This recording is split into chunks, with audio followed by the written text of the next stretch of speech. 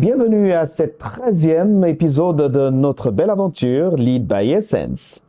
40 jours pour diriger, inspirer et servir. Aujourd'hui, nous allons parler de la gestion du temps. Apprendre à gérer son temps avec sagesse. Vous savez, un jour, j'ai vécu un moment extraordinaire qui m'a aidé à améliorer ma façon de gérer mon temps. À cette époque-là, je courais après les tâches, les rendez-vous, les urgences, et ça courait de partout. Je voulais être efficace, mais à la fin de chaque journée, je me sentais épuisé, submergé et en même temps insatisfait de ma journée. Je travaillais sans relâche, mais j'avais toujours l'impression de manquer de temps. Et le plus frustrant, je négligeais des choses essentielles dans ma vie, comme ma famille, ma santé, mon bien-être, mes amis, et même prier parfois. Mais pourquoi? Parce que je laissais mon emploi du temps me contrôler au lieu moi-même de le maîtriser. Et je me disais, si je travaille plus, je finirai par rattraper le retard. Mais au fond, je savais que cette course était sans issue.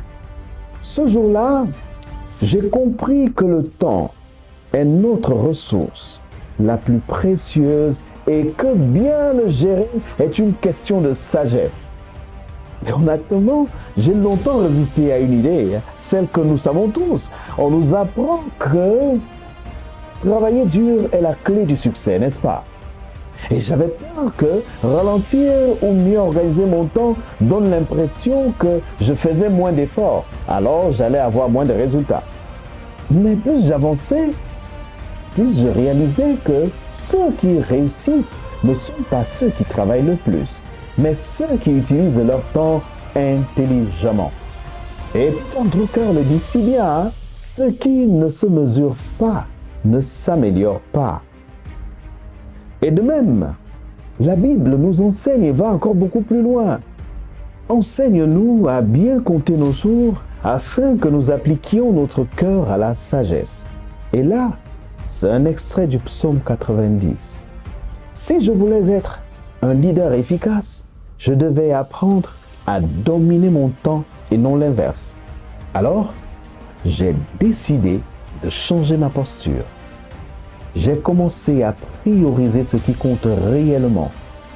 J'ai appris à planifier mes semaines, mes journées, à dire non aux distractions et à prendre du recul sur mes tâches.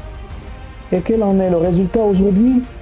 J'ai moins de stress, beaucoup plus de clarté et un équilibre retrouvé.